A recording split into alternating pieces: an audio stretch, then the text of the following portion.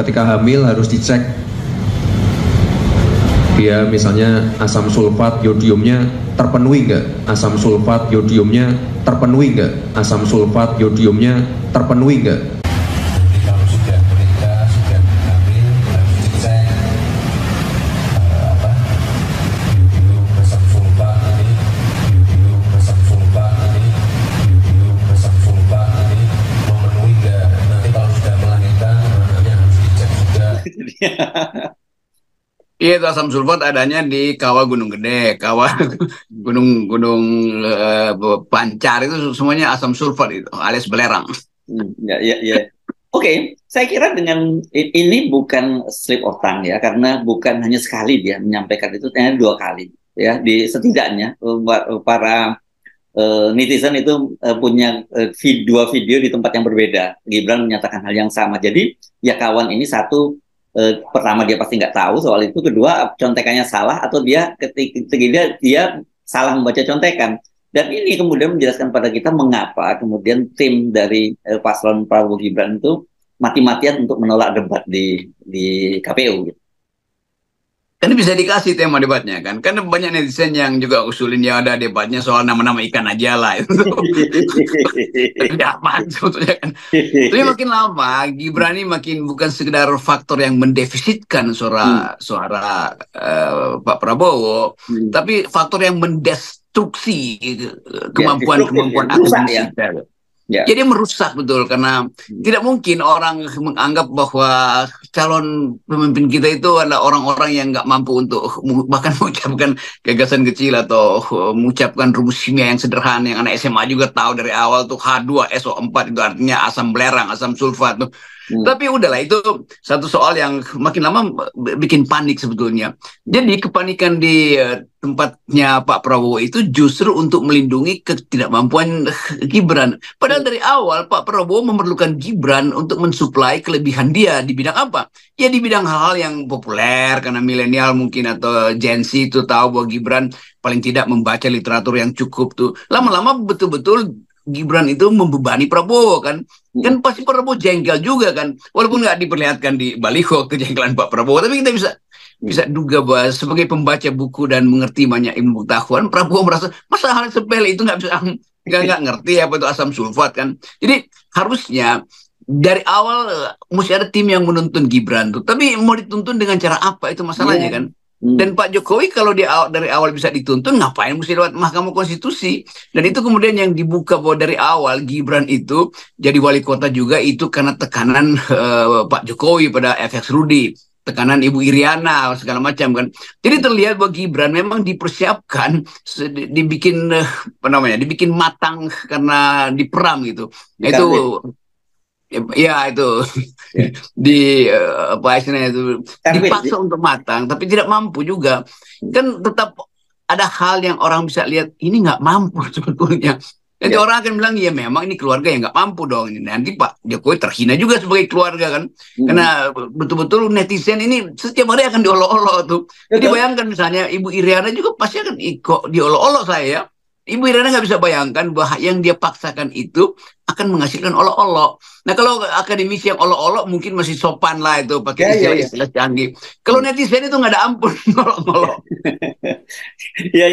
Ya makanya itu akhirnya Pak Mahfud MD yang tadinya coba menahan diri kan. Sebelumnya Pak Mahfud MD kan ditanya, ya saya mau diajak nggak ada format apa-apa aja, ayo gitu. Terakhir di situ Bondo Pak Mahfud ditanya oleh wartawan, dia bilang, ya saya sih ikutin aturan KPU, mau ada debat cawapres ayo, mau disuruh lomba goreng martabak juga ayo. Kalau udah martabak dibawa-bawa ini serius nih jadinya. Pak Mahfud pasti punya cara untuk ngeledek dengan satir semacam itu, kita tahu cara beliau bercanda tuh. Tetapi yang kita lihat justru makin lama kubu Prabowo terutama Gibran itu makin kehilangan daya untuk bertahan itu. Jadi itu intinya tuh. Jadi udah itu apapun yang mau mau disuplai oleh istana, mau dirubah aturannya, bahwa ya sebaiknya nggak usah debat. Orang lihat pada akhirnya bahwa ada incapacity, ada ketidakmampuan, ada ketidakcukupan kapasitas pada saudara Gibran. Dan sekali lagi berkali-kali kita terangkan itu akan membebani Pak Prabowo.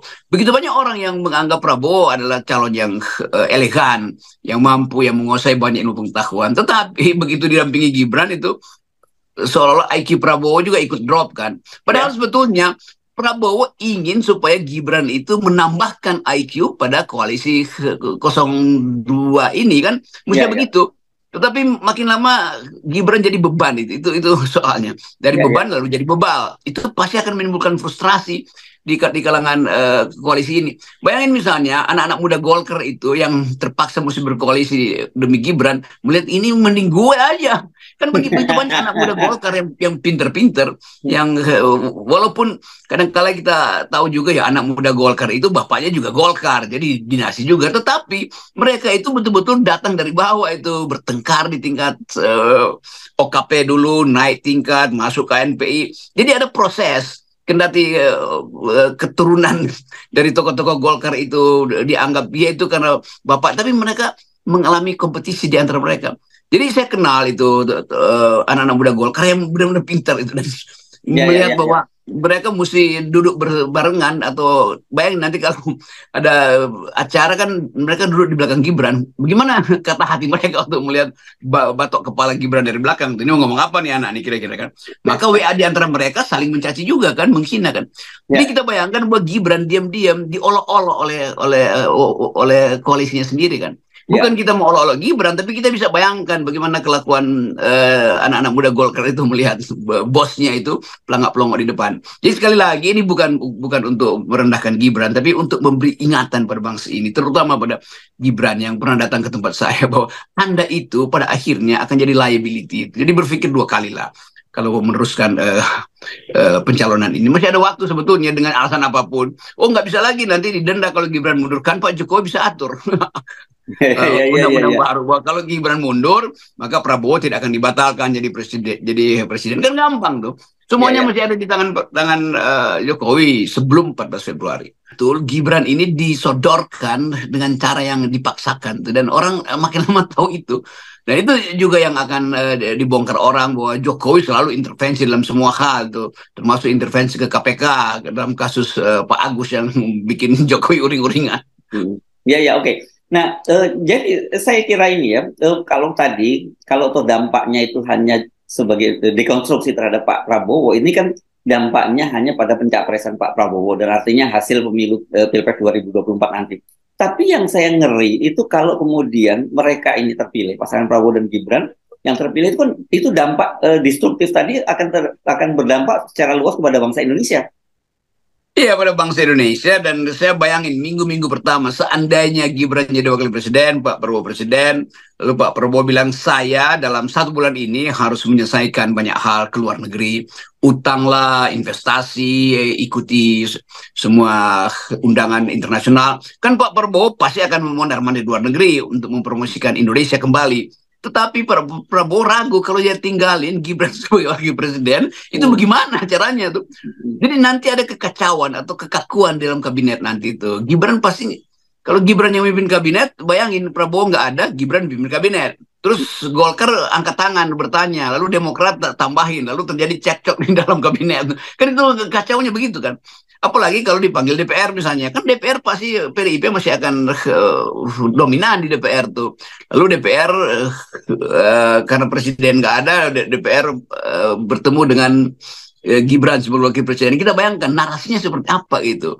Kalimat-kalimat yang menyangkut kebijakan itu seperti apa, dan pers mau tanya apa misalnya kan. Itu jadi dari awal kita lihat bagaimana kekacauan sistem pemerintahan nanti ketika Prabowo atau Gibran mungkin bisa berkuasa.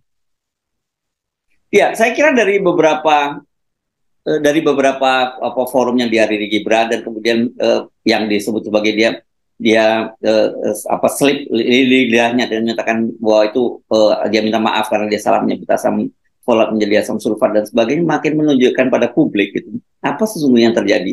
Dan ini saya kira dalam situasi yang sekarang ini untuk ditutup-tutupi seperti apapun susah banget terjadi, Bung. Kalau dulu mungkin bisa Tapi di era media sosial seperti ini, saya kira udah nggak bisa lagi. Ya, Gibran bisa minta maaf, minta dikoreksi karena slip of the tongue itu. Tetapi publik tetap anggap ini nggak mungkin Anda sekedar slip of the tongue. Memang Anda nggak ngerti apa itu asam sulfat misalnya kan. Jadi mungkin juga Gibran ngerti, tetapi kalau dia ngerti kan dari awal dia bisa, kok asam sulfat ya kan pelajaran anak SMP atau anak SMA kan ilmu pengetahuan, ilmu alam dasar apa-apa lah itu. Apalagi mereka yang belajar di fakultas teknik, fisika, kimia, ngerti itu tuh. Jadi bukan sekedar permintaan maaf, tapi ya udah, ya boleh lah dianggap sebagai dia nggak ngerti itu. Tetapi kan mesti dari awal orang akan mulai mengikuti jalan pikiran Gibran. Berarti dia cuma hafal-hafal gitu. Disuruh ngomong ini, dia ngomong ini. Jadi sebetulnya nggak ada yang otentik. Nah saya kira itu intinya. Tidak ada yang otentik pada Gibran. Mesti yang otentik itu terlihat di dalam kemampuan Gibran untuk masuk dalam berbagai macam isu tuh. Bukan dengan 2 kalimat pendek yang sebetulnya bikin jengkel orang tuh, atau paling nggak bikin jengkel jurnalis Kompas TV, saudara Rosyana Dilalai. Udah kita tonton aja kelucuan-kelucuan ini dan makin banyak meme yang akan muncul. Ya bahaya sekali nih buat Pak Prabowo, karena kalau tadi seperti Anda katakan bolotisme tadi itu, ya saya bisa membayangkan memang ada itu pelawak yang sangat terkenal juga kan yang di TV, dan tapi banyak orang suka dengan bolotnya dia. Kita ngomong apa dia nyebutnya apa, dan kemudian mungkin kalau dieja dia ini bolot ya, bukan Gibran saya kira gitu ya, kalau dieja diajarin misal FOOLAAT, folat, dia nyebutnya bukan folat tapi sulfat begitu bolotnya. Ini ya kita ingat bolot, bagaimana kecerdikan bolot itu justru yang membuat dia lucu tuh, dengan dia memanipulasi kecerdikannya tuh. Bolot tetap IQ-nya bagus, nggak, pelawak itu mesti IQ-nya tinggi itu. Nah orang yang harusnya menuntun bangsa ini harusnya IQ-nya lebih tinggi dari pelawak, ternyata sebaliknya tuh. Jadi kita pastikan bahwa media massa akan ada kegembiraan. Jadi pemilu ini akan riang gembira justru karena ada semacam a new kind of politism itu. Bukan gemoynya yang politik riang gembira ya, bukan gemoy tapi ternyata bolot ya yang membuat gembira ya. Nah itu nih, saya nggak tahu nih apa akan dijadikan meme nih pembicaraan kita hari ini. Selamat datang bolotisme itu.